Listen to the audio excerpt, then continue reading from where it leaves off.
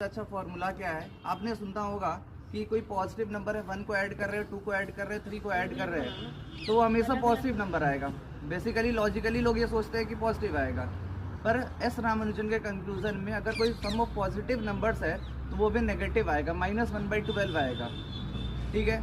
दूसरी बात, जब उनका वो जब मिले प्रोफेसर GH हार्डी से, तो उसके बाद उनका शुरू में हार्डी ने उनका देखा क्या काम का प्रोसेस था, वो डायरेक्ट फार्मूलाज लिख रहे थे।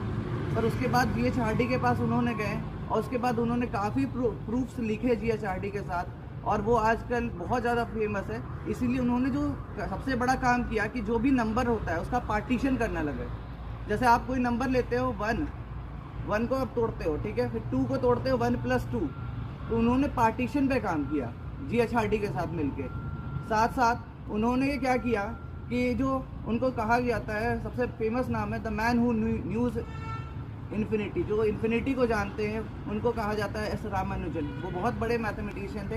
हमारे देश में नेशनल मैथमेटिक्स डे जो मनाया जाता है, पूरे जोश और तरीके से मनाया जाता है, वो आज के दिन ही मनाया जाता है।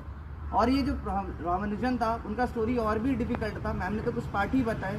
जब वो स्टार्टिंग में थे, जब बहुत ज़्यादा गरीबी में थे, तो उनके बाद उन्होंने क्या किया कि जब वो फेल हो रहे थे, मतलब केवल वो मैथ्स में पास होते थे और सारे सब्जेक्ट में फेल हो जाते थे, तो हुआ क्या कि जैसे हम लोग किसी दुकान वगैरह में जाते हैं तो उनका जो जॉब लगा, वो लगा एक ब्रिटिश एम्बेसडर के पास।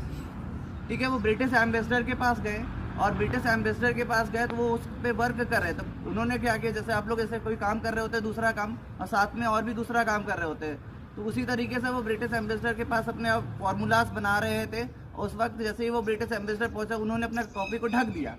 और जब ढकने के बाद क्या हुआ कि वो प्रोफेसर वो तो चले गए, फिर से वो घूम के आए तो उन्होंने देखा ये कौन सा फार्मूला है, तो वो फार्मूला जो था वो उन्होंने सीधे GH हार्डी के पास भेजा, और GH हार्डी ने उसको देखा।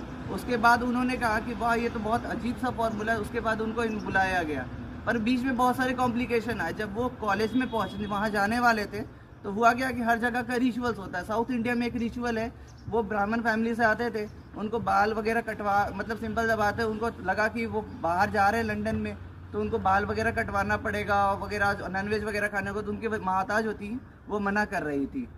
और उसके बाद जब उनकी माता मना कर रही थी, उसके बाद भी सेवरल समाज का प्रेशर बन गया। उस समय एक अपमान माना जाता था कि फॉरेन में जाना वो बहुत एक कर्स हुआ करता था। उसके भी फैमिली का प्रेशर और काफ़ी प्रेशर के बावजूद उन्होंने अपना लिया लाइफ, मतलब अपना डिसीज़न लिया, और उसके बाद वो काफ़ी आगे बढ़े। और जब वो इतने काम में मशहूर हो गए, वो जब उनको बीमारी थी ट्यूबरक्लोसिस, TB था उनको, जब वो अपने उस समय में थे जब उनको TB था, उनको काम कर रहे थे, उनको